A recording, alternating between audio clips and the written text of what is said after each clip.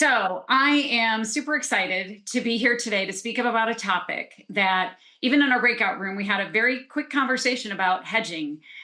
This is something most women have adopted into a habit. And tonight, hopefully, we're going to fix that together. My name is Lana Kinberg, and I would like to acknowledge I am speaking to you today from the Niue Segovia territory, otherwise known as the community of Summerlin, which is just northwest of Las Vegas, Nevada. I would also like to acknowledge Holly, Angela, and Jen, who is my speaker coach, for their support pulling this important topic together. I am a certified professional coach, and I help individuals and teams build confidence intentionally to stop second-guessing themselves and show up with clarity and conviction. I spent several decades in sales and sales leadership roles navigating skilled trades, which is really my glamorous way of saying I worked with plumbers, electricians, and mechanical contractors. And during that time, I watched others, mostly women, get overlooked for opportunities, promotions, or sales because they were unable to advocate for themselves.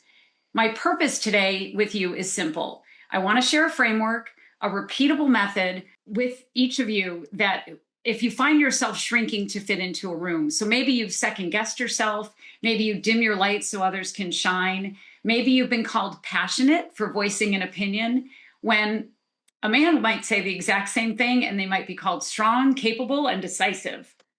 But why are women, especially in male-dominated industries, expected to soften their voice, and what causes us to do it willingly? So today I'll speak to you about what's quietly standing between you and opportunities you've already earned. And here's the spoiler alert. It's not your resume. It's not your experience. It's not even the male-dominated industry you might be in, although I know some days it can feel that way. It's something I had to learn the hard way and something I actually lived before I could name it. And my guess is, so did a few of you. So we're going to start with a question. Have you ever walked out of a room, a meeting, an interview, a conversation with your boss, or even you walked away from somebody at a grocery store and immediately thought, why did I say it like that? Not what you said, but how you said it. Like the words came out smaller than you meant them to. I have a name for that feeling, and it's called hedging. So hedging shows up in two different ways. It's either in our language or in our behavior. In our language, it's that preamble to a thought, the I mean before a perfectly good point, or sorry to bother you, but before a completely legitimate ask. Or this might be a dumb question before the smartest question in the room. The second way it shows up is in our behavior. It's saying yes when every cell in your body means no, or agreeing in the boardroom and disagreeing in the hallway. It's volunteering to take notes in a room full of people who could take notes. And it's over-explaining a decision you have already made and don't need anyone's permission for, or feeling the need to provide one more example after already providing 6 of them. So an important distinction that we need to make. Hedging isn't weakness. In the right context, it's actually sophisticated language. When you genuinely don't know something, when you're inviting collaboration, or when you're creating space for someone else's perspective. But that's not what we're here to talk about today. The hedging I'm talking about is the kind that shows up automatically before you've even decided whether you're uncertain. It's not thoughtful and it's not strategic. It's a habit dressed up as humility. And asking yourself one question in the moment will tell you everything. Am I hedging because I don't know? Or because I'm afraid of how I'll be received? And that question is the shift.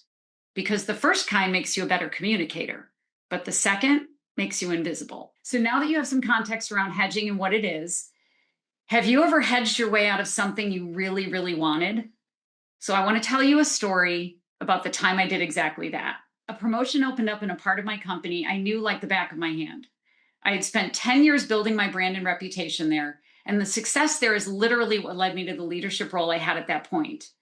And I had been promoted before, but I had never actually promoted myself. And I was ready. People around me were calling me a shoo-in. I went through 6 interviews and I nailed every single one of them. At least I thought I did. Because then I got the phone call that I didn't get the job. And I asked, can I ask why I didn't get the job? And the answer, the other candidate had more confidence. Not more experience, not more qualifications, and not better results. Just more confidence. And I was disappointed. And I was embarrassed because I told everybody that was my job. And I laid on my couch and watched cooking competitions for 2 days. And that's true. I got very good at it. But while I laid there, I replayed every single moment of those interviews in my head. And I realized I hedged my way out of that job. Hedge by hedge, answer by answer.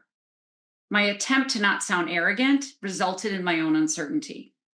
When they asked me what made me different from the other candidates, my answers started with, I don't know if this is what you're looking for, but I've built strong relationships. And what I should have said, I have an unwavering record of building strong relationships. I consistently hit numbers while maintaining budgets. I build teams people want to be a part of. It's the same facts, but it's a completely different signal. Here's another one. I could be wrong, but I think the approach I used last quarter might have worked. And that's not humility. It's a pre-apology for a result that I knew was good. My personal favorite, can I ask why I didn't get the job? It was like a hedge inside of a hedge. I was so accustomed to softening, minimizing, making myself smaller that I couldn't even advocate for myself without apologizing first. And I knew I was qualified. I had the results. The problem wasn't capability. The problem was how I was packaging it. So now I want to ask you to share in the chat. I invite you to share some of your own hedges. When you hear some of my language that I used during those interviews, what might be some language that you've used? Yes, I wonder if. And sometimes that can be thinking out loud, right? But if you're actually setting it up so that you're kind of teeing up what you're about to say, it minimizes the importance of what you're wondering. Yes, this might be a dumb question. Yeah, Holly, it's not always thinking out loud when I do it. Yeah. Could you maybe, oh, those are my favorites. Or could you maybe? Yeah, Leanne, yep. Sorry to bother you. How about this one? Does this make sense? Does that make sense? After every sentence, does that make sense? Or how about when you stay quiet, when you have the idea and then watching someone else say it 2 minutes later and everybody in the room's like, that was a great idea. So think about those as we go through this because they're there. Oh, okay. Yeah, I often pause to give context. I start to explain, stop myself, go back, give context. Yeah, so they don't get mad. Yep. Does that answer your question? Yes. Yes. Did you hear me okay? Yeah, I was just saying it. Yes. So why do you think we do this? What makes us do this? Why do smart, accomplished, capable women, some in the toughest rooms in their industries, make themselves smaller? It's not because we're weak or inexperienced. It's not because we're not qualified. Women in general are taught early, explicitly or implicitly, that being visible is the same as being arrogant, that promoting yourself is less professional than letting your work speak for itself, that being agreeable keeps the peace and it keeps you safe, and that being uncertain is a measure of humility. So we adapt. We soften our language. We pre-apologize. We over-explain. We say yes when we mean no, because it feels like we're being a team player. We're professional, gracious, and humble. But there's a difference between humility and self-erasure. And a lot of us, especially in male-dominated industries, have been trained to call holding back professionalism. And this isn't anecdotal. A 2023 national study of over 17,000 girls shows exactly when it happens. As girls enter 5th grade, their confidence is very high. 86% say they're confident in who they are, their bodies, and their abilities. Sadly, it begins to plummet through 9th grade. As they head off to high school, it dips to a startling 50%. The damage is done in the years when girls are just learning how to be in the world. And from that same study, only 39% of girls feel like they belong. That's well below half. And when you don't feel like you belong somewhere, what happens? You don't speak up. And that self-doubt doesn't stay at school. It follows these girls into whatever they believe they're capable of. More than half of girls don't believe they're smart enough for the career they actually want, even ones with a 4.0 grade point average. So what do we do with all of that? They go quiet. 2 in 3 girls don't speak their mind because they want to be liked. So let's sit with that for a second, because I'd be willing to bet at least a few of you recognize that feeling, because that 9th grader, she grew up and she's sitting in your meetings. She might be on this call right now. But here's the good news. As women's experiences increase, their confidence follows. Our failures become lessons, our successes become fuel. But consider the many opportunities lost in the early years because of fear and lack of confidence. So let's go through some scenarios. So enter in the chat if you believe these to be true or false. So I'll say them and then I'll give you a minute to respond.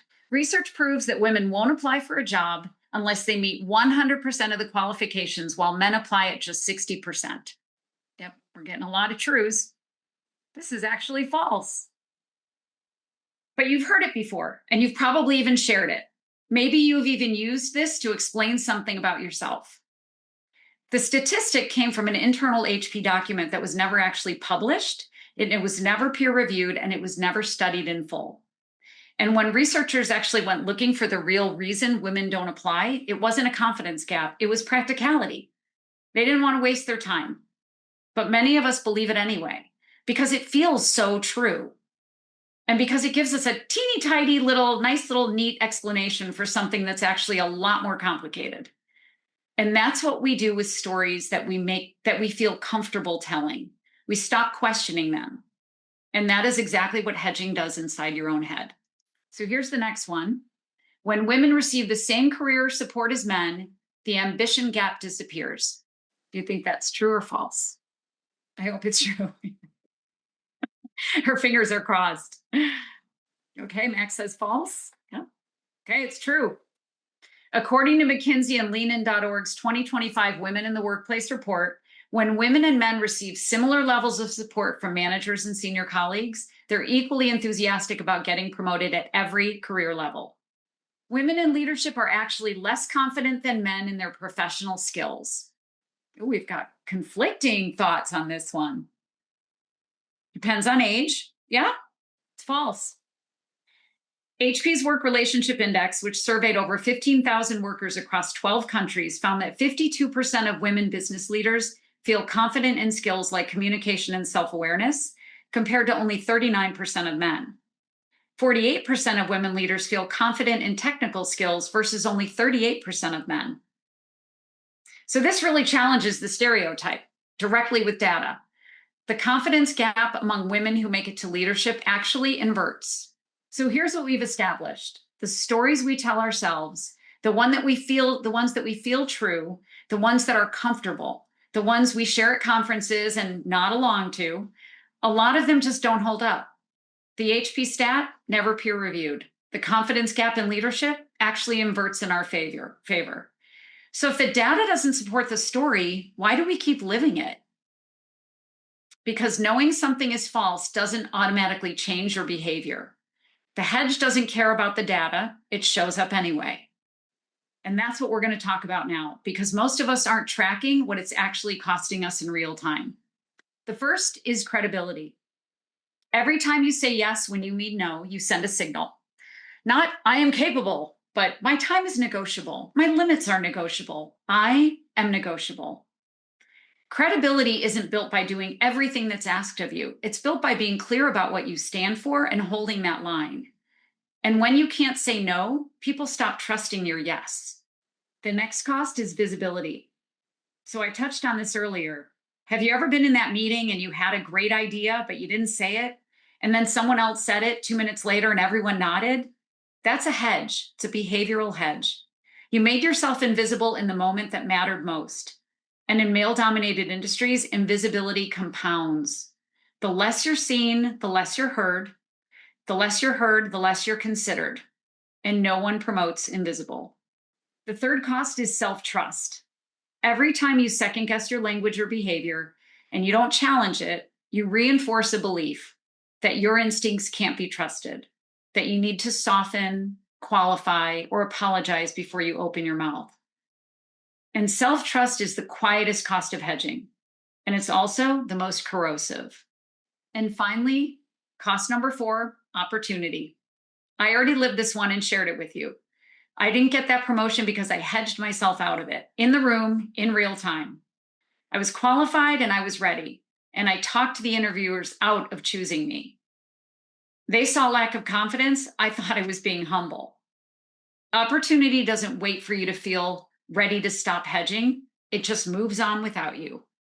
So, 4 costs: credibility, visibility, self-trust, and opportunity.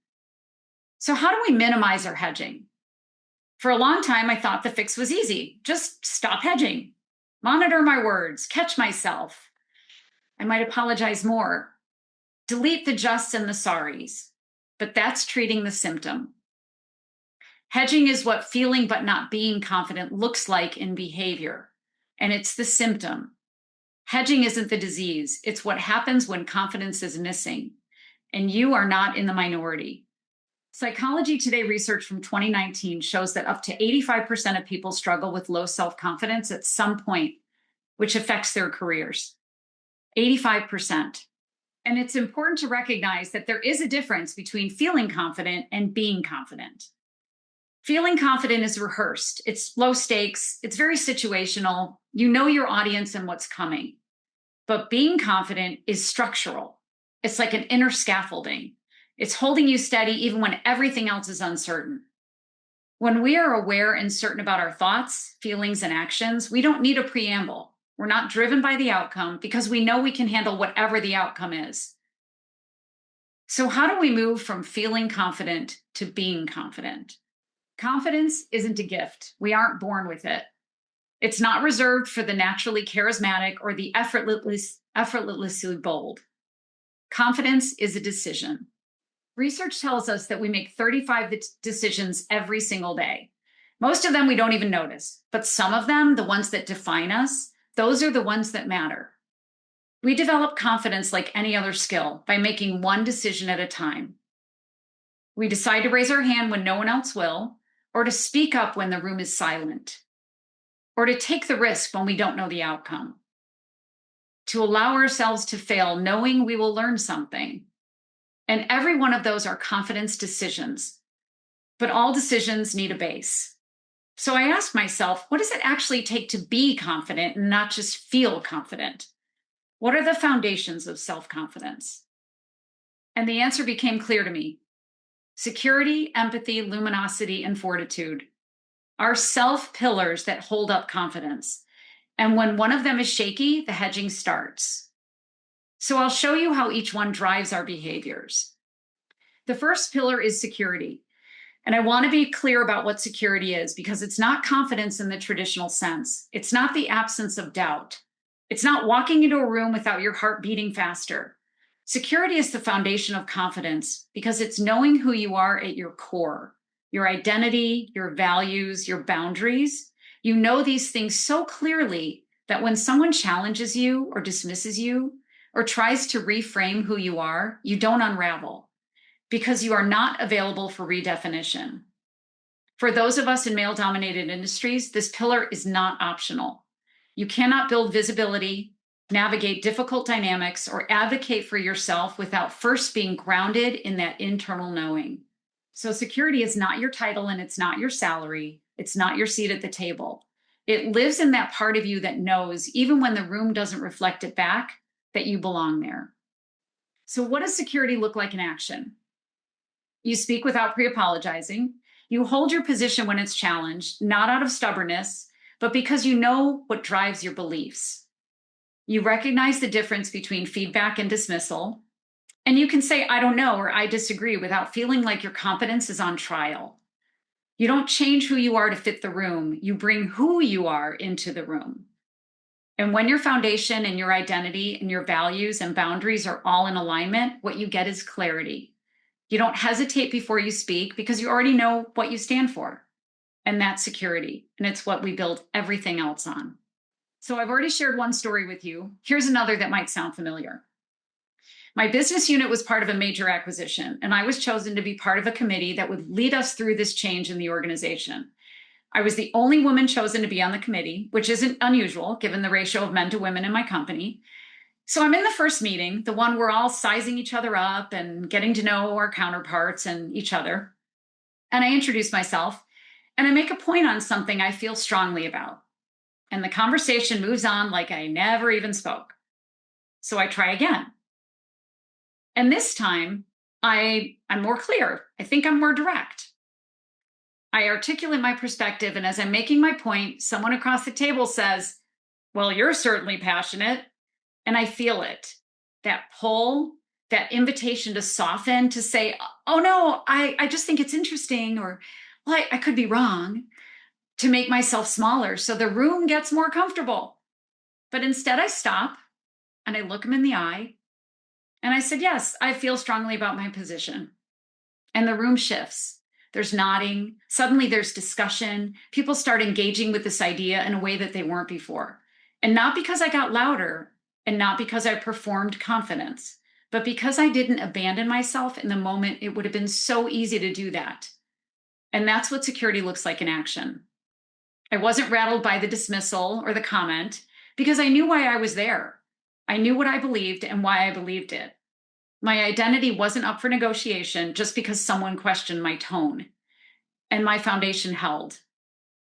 My values guided me, my boundaries kept me from self-erasing, and the clarity I had about my own perspective, that's what the room finally felt. So security doesn't announce itself. It just keeps you standing in exactly the moments designed to make you sit down because you know who you are, what you represent, and you build your confidence in staying true to that. So the second pillar of self is empathy. And I want to start by reframing what that word means, because most of us were taught that empathy is something we offer other people. And yes, understanding someone else's perspective and meeting them where they are and being present with their experience, all of that matters. But in the self framework, empathy starts somewhere else entirely. What if the most important act of empathy you could ever perform was the one you offered yourself? Women in male-dominated industries are often praised for being tough, for not being too emotional or passionate, for pushing through. And while that resilience is real and valuable, what I see happen over time is that we become so practiced at being strong in the room that we forget how to be honest with ourselves. We stop noticing our negative self-talk. We become reactive instead of course correcting.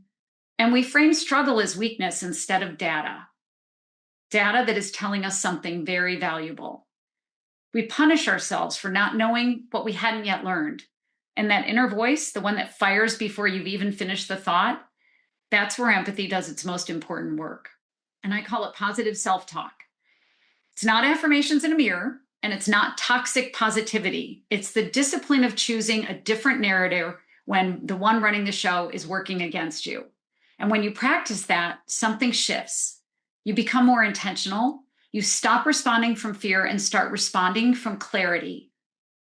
You acknowledge someone else's perspective without abandoning your own. And you can sit in a hard moment without letting it define you. Empathy reconnects you to your humanity. It's the part of you that can look at where you are and say, I understand why I feel this way, and I can choose not to stay here. It's quieting that inner critic and extending grace, especially in the cringeworthy moments. And understanding that you are deserving of the same compassion you would offer anyone else. And that's not soft, that's practice, and it changes everything about how you show up. So let me show you what empathy looks like in both directions. The empathy you create for others and the empathy you create for yourself. I had a client, I'll call her Samantha, who came to me completely frustrated. She was sitting in meetings with people she found impossible. Big egos, bad ideas, no self-awareness, and she genuinely could not understand why they were the way they were if they weren't open to ideas and discussions. But more frustrating was her inability to manage how she felt in front of them. And I asked her to try something. The next time she was in a room with one of the people she found impossible, I asked her to picture them as a 5-year-old. Innocent, still learning, not malicious, not ego-driven, just trying to figure it out. Unfinished. And it changed everything for her. The relationships shifted, the tension erased, because she stopped reacting to who they were performing and started responding to who they actually were. And that's empathy directed outward. But then I asked her to take it one step further. I asked her to take a photo of herself at 5 years old and put it somewhere accessible. And I said, the next time your inner critic shows up, and it will, I want you to look at her. And I want you to ask yourself, would I ever speak to that little girl the way I'm speaking to myself right now? She called me a week later and said it was the most powerful thing she'd ever done. Suddenly she had perspective. She recognized how cruel she was being to herself and offered grace instead of frustration. The more patient she became with herself, the more she was able to extend the same grace to others. And we all do the same thing. Every cringeworthy moment, in or out of a meeting, our inner critic can be relentless. Would you ever speak to another person the way you sometimes speak to yourself? So I invite you to try this yourself. Find a picture of yourself as a 5-year-old and put it somewhere that you can access it. For me, that's my phone. And when that negative voice shows up, I look at her and I remember she's deserving of all the grace and compassion I would give anybody else. Because that little girl is still in there and she's happy in that photo and she's still deserving of my compassion. And that's where we shift. It's a practice skill because here's what happens when we don't extend grace to ourselves. That's when we hedge. That's when we apologize before we speak. We shrink before we've even started. And we self-erase because it feels way less scary than being seen and judged. Empathy is that pause between the thought and what you do next. So feel it in that moment, name it, and give yourself the grace to keep going anyway. The third pillar is luminosity. And I want to start by sharing what it's not, because when people hear, let your light shine, they immediately think it means being the loudest person in the room or the most charismatic, the most willing to self-promote. And that's not what I'm talking about. Luminosity is presence. It's your reputation. It's your brand. And it connects directly to something called your confidence quotient, which we're going to talk about in just a moment. But first, I want to show you what luminosity actually looks like in action. So have you ever been outside of a room, terrified to go in because you don't know anyone? That feeling right before you push the door open? As I've gotten older, I rarely feel that way. And not because I don't have jitters, because I do. But here's what gets me through it. I ask myself, what's the absolute worst thing that can happen? My answer? I trip on my way in, I fall, I tear my dress, I'm lying there stark naked on the ground. And honestly, if that's the worst thing that can happen and I know I would survive that, what else could possibly go wrong? And that thought, that knowing, that's luminosity at work. It's the belief that your presence in that room matters more than your fear of walking into it. Luminosity isn't your logo or your LinkedIn. It's not your title or your track record. It's what people say about you when you're not there. You're already communicating something every time you walk into a room. The question is it the message you want to send? Luminosity is the practice of remembering that and refusing to dim again. You enter a room without pre-apologizing for your presence. You speak not just with certainty, but with conviction. You own and celebrate your accomplishments without framing them as luck or teamwork alone. And ultimately, you stop shrinking. No more, this might be a silly question, or I'm not sure if this is right. You know what you want to be known for, and you're actively building that reputation. That's luminosity, and it starts the moment you decide to stop making yourself smaller than you are. So this is where your confidence quotient comes in. And I want to be clear, it's not how much confidence you have, it's how other people experience you. It's your energy that you radiate, the authority that you carry, the way your presence communicates before you even open your mouth. Research out of TIAS Business School and Professor Ron Meyer identifies components that make up how others experience you: your credibility, your trustworthiness, the risk they associate with you, but it's also your likability. Are you relatable, and do you seem genuinely open and kind? The higher your CQ across these 4 areas, the more influence you have. Because people lean toward those who make them feel something positive. The person who makes them feel safe and heard. And here's the part that matters the most. Your CQ is not fixed, it's built. Every interaction, every room you walk into, every time you choose presence over shrinking, you're either building it or diminishing it. The beauty is you get to choose which. So I'll tell you a story about Joanna, also not her real name, but her story is very real. She was a sales rep who couldn't get any traction in her territory. Customers were ghosting her, deals went to competitors, her numbers were dropping, and she knew it. And when I started working with her, the problem became clear pretty quickly. She was late to meetings, slow to follow up. She complained about her products and talked negatively about others. She had no idea how any of that was landing. And I said to her, perception is reality. It doesn't matter what you intend. What matters is what people experience when they're with you. And right now, they're experiencing someone who doesn't believe in what she's selling, including herself. Gaining this self-awareness landed hard. So we got to work and we rebuilt her follow-through. Some simple things. We reframed the way she talked to her customers, not just about her products, but the way she carried and thought about herself. She started showing up differently. She was planning events, building relationships, and bringing energy instead of friction. She became excited about the work, and she enjoyed the meetings and the interactions. And suddenly she started showing up early, and word spread, and business came back. Not because her territory changed, not because her product changed, because she changed what people experienced when she walked in the room. And that's luminosity. And that's your confidence quotient working for you instead of against you. Joanna didn't need to be louder or more polished. She needed to align who she was on the inside with what she was projecting on the outside. And when those two things matched, people felt it and they trusted it. People make decisions about your credibility, your trustworthiness, and how much risk they associate with you based on what they observe, not what you know and not what you intend. It's what they see. Perception is reality, and luminosity is how you take ownership of it. So the last pillar is fortitude. Security tells you who you are. Empathy keeps you connected to yourself and others. Luminosity gives you the courage to be seen.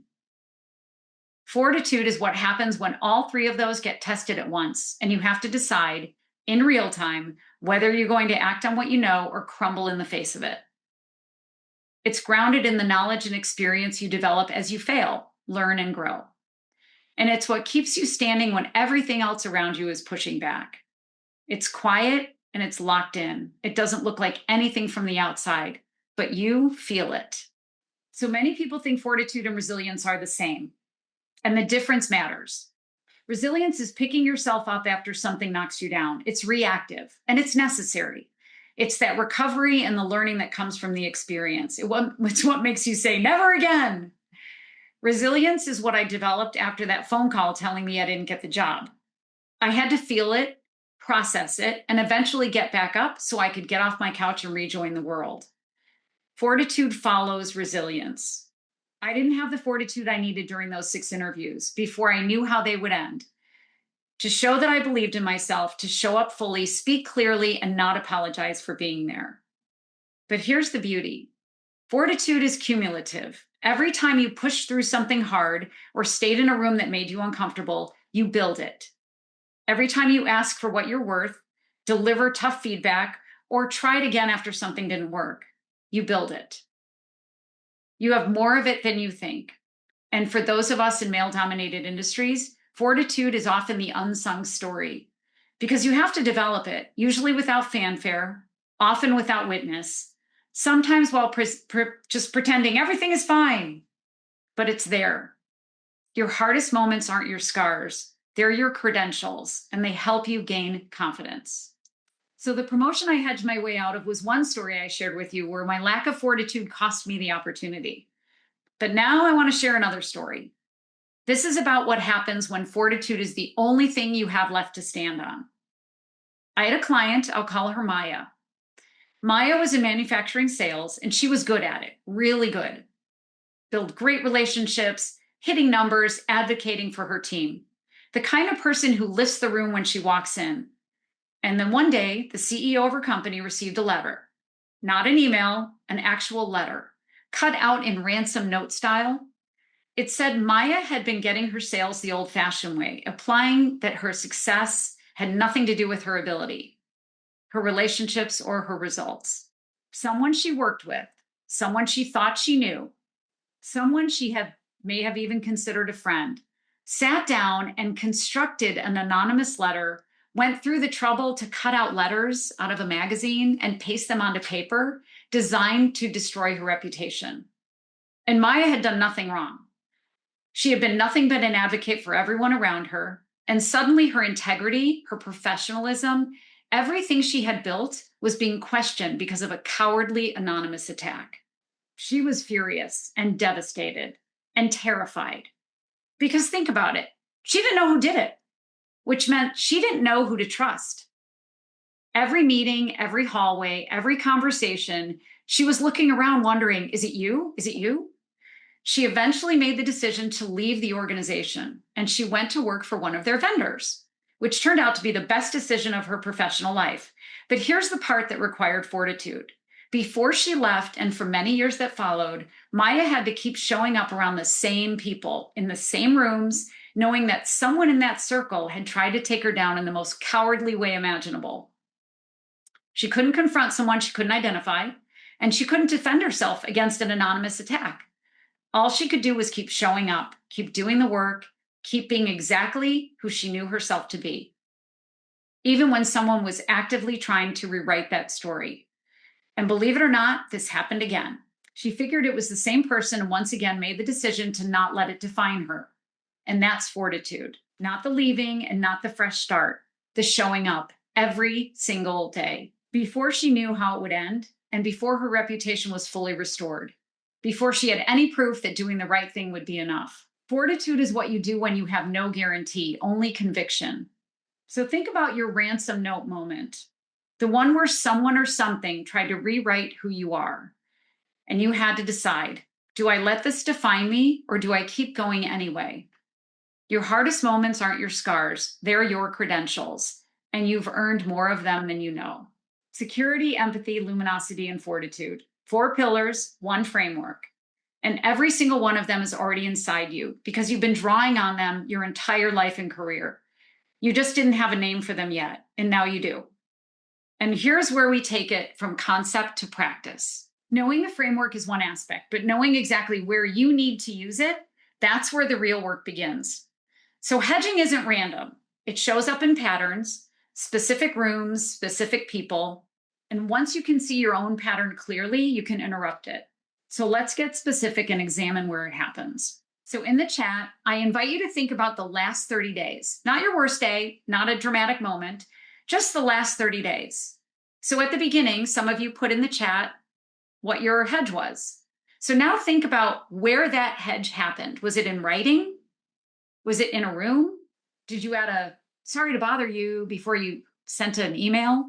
So think about that. And if you're comfortable, feel free to pop it in the chat and whichever one came to mind first. Because if you're like me, there's probably many of them that you could think about in this moment. But what are the ones that show up the most? Yeah, I soften feedback. I notice myself often adding a just to my emails requesting it that you need for work. Yeah, and just think about this because they're in there. So now let's go a layer deeper because the what is important, but the where and the who tell you everything. Who are you adding a just to my emails? Is that a specific group of people? Is it a specific person? Is it someone with a title that makes you feel like you need to earn your place before you speak? I asked my stepdaughter this question and she said, I usually do it when I'm sending information in an email and it's always to C-suite men. And I said, why do you think that is? What makes you do that? And she said, I don't want to be wrong. I don't want to be embarrassed. We all do it, but there's always a trigger, a specific type of authority, a specific dynamic, or a specific fear. And once you know your triggers, you know exactly which pillar of self needs you in that moment. Maybe it's security because you're not sure you belong in the conversation. Maybe it's empathy because your inner critic is louder than your conviction. Maybe it's luminosity because you're about to make yourself invisible. Or fortitude because the pressure to go along is stronger than your desire to hold the line. So once we have that and once we can name it, that's when we can actually do something about it. So hopefully by now you have some idea of the S.E.L.F framework and you have some awareness of where your hedging lives and what triggers it. So the next question is, what do you actually do in the moment when you feel it coming? So here's a practical, repeatable move you can use starting today. There's 3 parts, and you already know all 3 because you've been building toward them without even realizing it. The pause, the stop, and the start. The first move is the pause. And to be clear, the pause is not a hesitation and it's not weakness. It's not losing your nerve. I like to say there's power in the pause. The pause is you choosing not to react from fear. So in that pause, you assess, you breathe, and you ask yourself a question. Which part of myself needs me right now? Is it security? Am I feeling like I don't belong? Is it empathy? Is my inner critic louder than the rest of me? Is it luminosity? Am I about to make myself invisible in the moment that actually calls for my presence? Or is it fortitude? Am I about to cave on something that I absolutely believe in? So name it quietly to yourself in that pause and in that breath, because you cannot interrupt what you cannot identify. So when you feel it, take your pause. And then now we interrupt it. And this is where it gets simple. It's not easy, but it's simple. Just drop the qualifier. Whatever you were about to say, you could say it inside your head for a while, and then just say it. Drop the qualifier, drop the permission ask, drop the pre-apology. Not, sorry, this might be a stretch. Just say it. Not, I could be wrong. Just make the point. Not, can I share something? Just share it. The hedge lives in the preamble. It always has. If you cut the preamble, what's left is your actual voice. And that's it. That's the stop. And then the start. Replace it with a statement. Not a performance, not a version of yourself you have to rehearse. A clear, direct, credential-building statement that reflects what you actually know to be true. You already know what this sounds like. I gave you examples at the beginning of the talk. In my interview, I don't know if this is what you're looking for, but I've built strong relationships. It should have just been, I have an unwavering record of building strong relationships. It's the same facts. It's a completely different signal. And this is not about being louder. It's not about feeling or performing confidence. It's about making that decision, a conscious, deliberate decision to remove the noise between your value and the room's ability to receive it.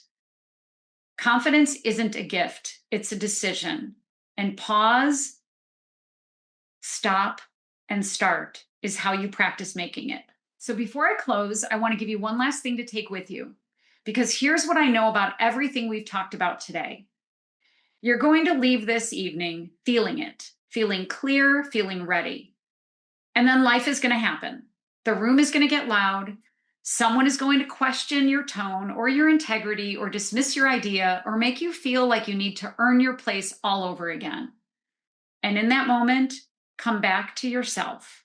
Hedging isn't a character flaw, and it's not proof that you don't belong. It's a signal that one of your self foundations is telling you it needs attention. So when it shows up, and it will, come back to security when you forget who you are. Come back to empathy when you never speak to anyone else the way you're speaking to yourself.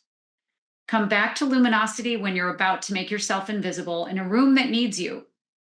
And come back to fortitude when the evidence of everything you've already survived is right there and you're not using it. Self isn't just a framework, it's a place to return to. Every time the room gets loud and your voice gets small, it's your way back to yourself, because that's where confidence lives. And remember this number, 85% of us experience a confidence gap at some point.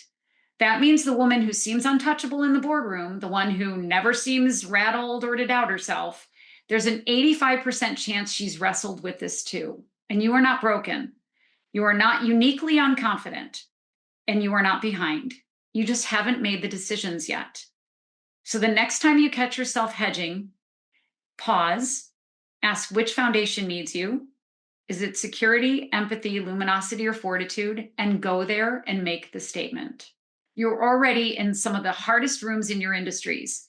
You've already done things that required more courage than most people will ever be asked for. You don't need more confidence to belong here. You just need to decide that you do. Thank you, everyone. It has been an honor to be on this call with you today.